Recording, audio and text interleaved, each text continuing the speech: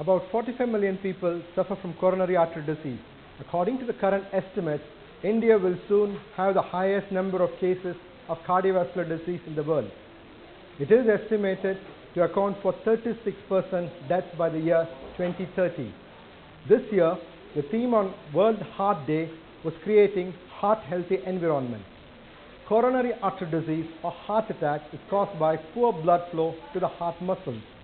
More and more young Indians suffer from coronary artery disease owing to their poor lifestyle. Controllable risk factors are diet, physical inactivity, and stress. Diabetes and hypertension have increased risk of heart disease. In this episode of Let's Talk Health, experts from Apollo Hospital will tell you how to diagnose, treat, and prevent this deadly disease. The fast-paced development in India has led to dramatic lifestyle changes. Not all of them for the better. Our lifestyles have become more sedentary and the consumption of fast food has increased.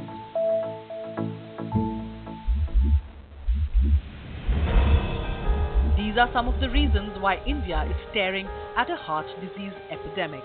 Cardiovascular diseases is actually multifactorial. If you look at the cause, there's a number of factors play into the causation of heart disease. It's a combination of both genetic as well as the lifestyle or environmental factors. Somebody who has got genetically prone for heart disease with family history, along with it they follow a very poor lifestyle, then they get into a heart disease quite early. It's more of a sedentary lifestyle. People are working very hard earlier, manually they're working. And now we are in a situation where people are doing desk-bound jobs and absolutely sedentary lifestyle. This transition to a sedentary lifestyle has caused this increase in the incidence of heart disease. The signs and symptoms of coronary heart disease may differ from people to people. Some people have a silent heart disease with no prominent symptoms. However, these are the most common symptoms of a coronary heart disease. Angina is chest pain or discomfort that occurs when the heart muscle doesn't get enough oxygen-rich blood. It can trigger pain in the neck, jaw, throat and lead to upper body discomfort. Heart disease is often very silent in the beginning, and the first symptom can sometimes be sudden death in 50% of the patients. So they have to, whenever someone has risk factors, they will have to go proactively and go evaluated, go for health checks and identify early. So we have a lot of predictive score models where we can put in all the scores of the risks of the patient and identify the next 10-year risk of having heart disease. Even otherwise, someone has a family history of heart disease, and if they smoke or are diabetic, then they are prone for a higher risk for heart disease. So someone who has to regularly get checked and keep his diabetes under control and take care of his lifestyle. The need of the hour is to identify and closely monitor the onset of the disease. Encountering the disease with timely medical intervention is the best way forward in treating heart ailments. Somebody who comes with a heart attack, we have a door-to-balloon time of about 30 minutes, which means from the time the patient comes with a heart attack, within 30 minutes, we take him to the cath lab, open up the blood vessel, and the blood vessel is flowing. And if they come very early, and then the patient is actually goes home with a normal heart. So it's very important. As soon as the patient reaches, we have a system in place. The STEMI care is perfectly placed.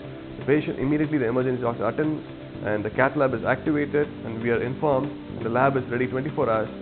So a patient comes in and gets the treatment on time and goes back with almost a normal heart. So the challenge is getting the patient on time.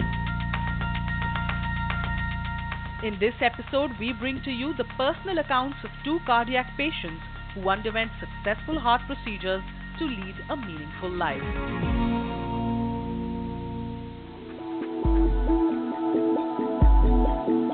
Manisha Kartha was in her late 40s when she started facing difficulty in breathing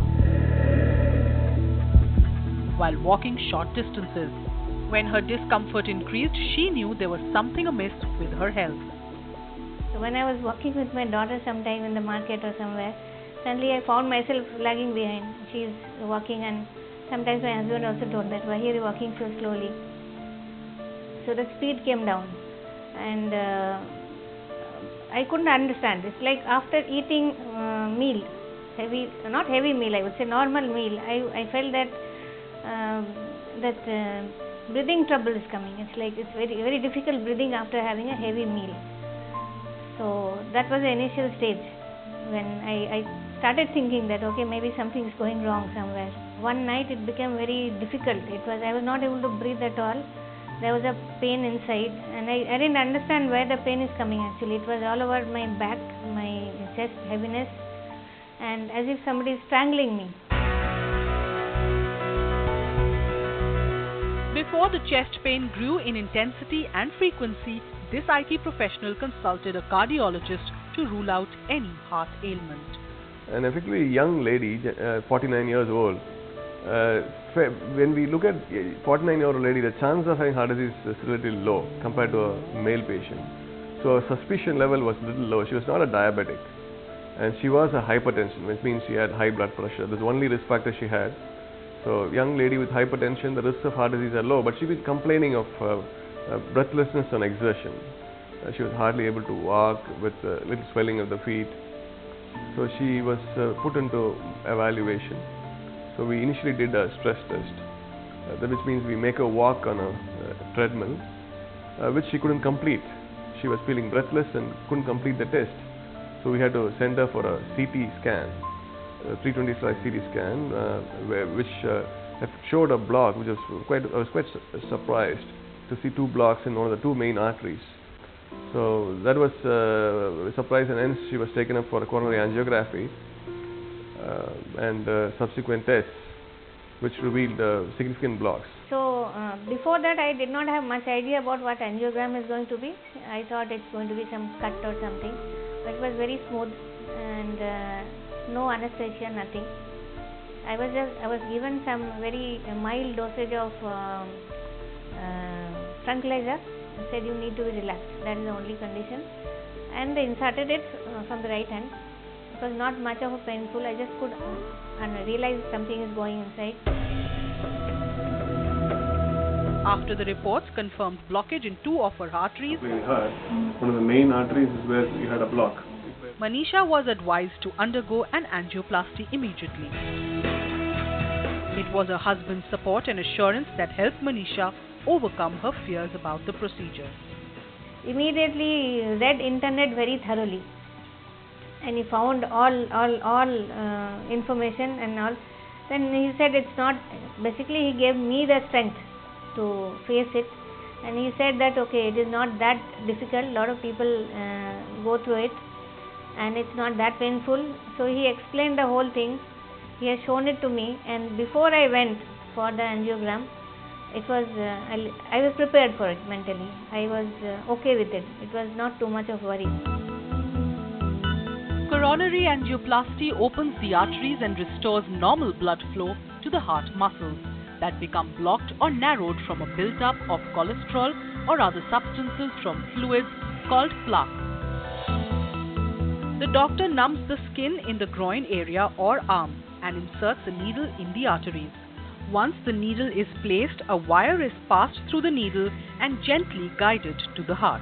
The needle is withdrawn for a small flexible tube that gives an access to the artery. At this point, the patient is given blood thinner to reduce the risk of blood clots. Next, a soft flexible catheter is slipped over the wire and threaded up to the heart. The procedure is monitored using an X-ray imaging device. Once the blockages are identified, the doctor inserts a wire into the artery and puts an expandable balloon over the wire. Rapid inflation and deflation of the balloon pushes the vessel walls out, re-establishing the blood flow to the arteries. The same procedure is repeated for each blockage being treated.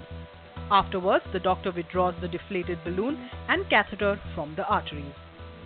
Her angiogram showed blocks in one of the main vessel, the LAD, and there were blocks in the other artery, which is the right coronary artery.